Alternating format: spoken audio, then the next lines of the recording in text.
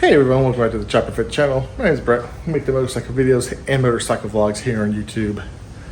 As you can see, the weather today is not nice. Just not nice. So, figure, let's do some garage work. So what did I do today? I installed my new Chic fairing for the Kawasaki Z900RS. Let's go ahead and show you how easy this thing actually is to install. Let's roll the intro and get to it. You roll it.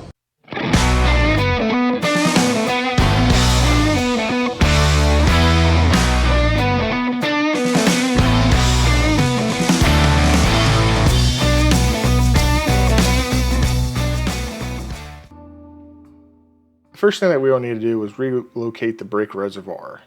First, you'll need to undo it from the one side to remove the reservoir completely, and then you'll undo the bolt holding it to the handlebars.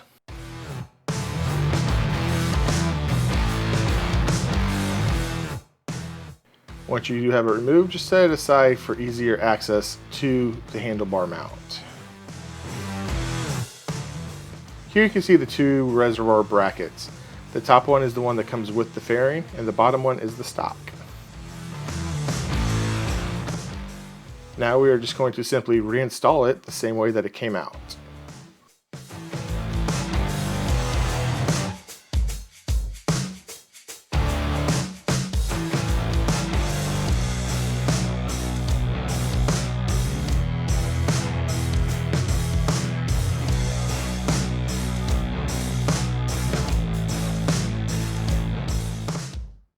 The bend that you see coming off the brake reservoir is acceptable and has not impacted braking in any way. Next thing we'll need to do is remove the chrome bezel from the headlight. For this, you're going to undo the screws that are underneath, which I believe are 4mm Allen keys.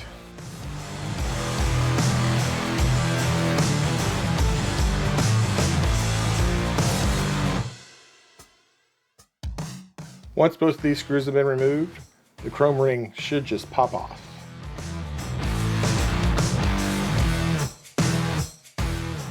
Next, there are going to be 4 screws holding the headlight in place.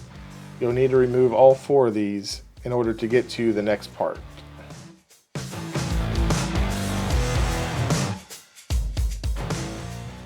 You don't have to completely remove the headlight, but now you should have access to the bolt hiding behind the headlight bucket. This will allow you to undo and remove the screw that comes stock inside the headlight.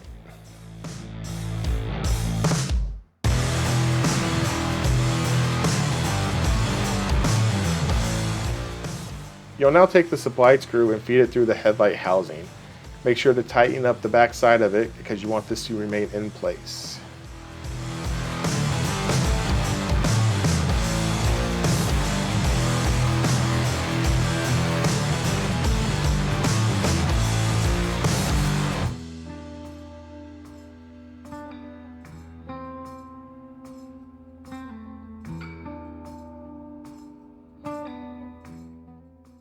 Now we will just do the same thing for the other side.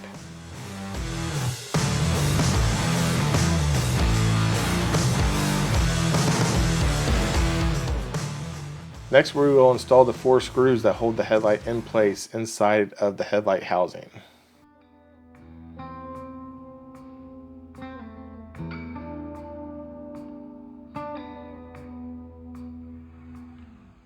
The next thing we will need to do is install the bottom bracket for the fairing. If you look underneath the headlight, there are 2 bolts on top and 1 bolt on the bottom next to the horn. You'll need to remove the screw on the right, and then you will be able to install the bracket so everything will line up properly when you install the fairing. Next, we will resecure the chrome trim ring with the 2 screws that were already on the headlight housing to begin with.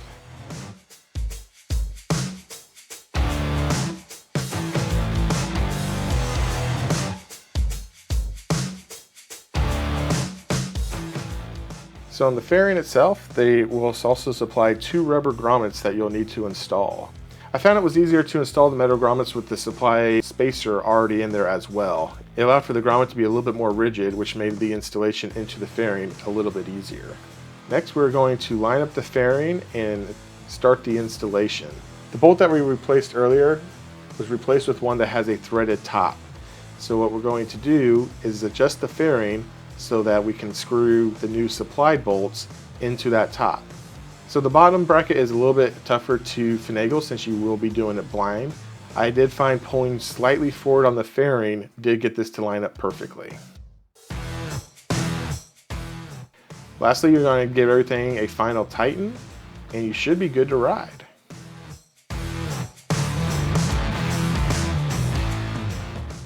For a review of this fairing and how it actually does in the wind and protecting me against it, be sure to click on the link provided in the description below, as I do a very full comprehensive review of this fairing as well as the buying process and the quality of it. Thank you as always for watching. This has been the Chopperfett channel. My name has been Brett, and I hope to catch you on the next dark side, as this is the way.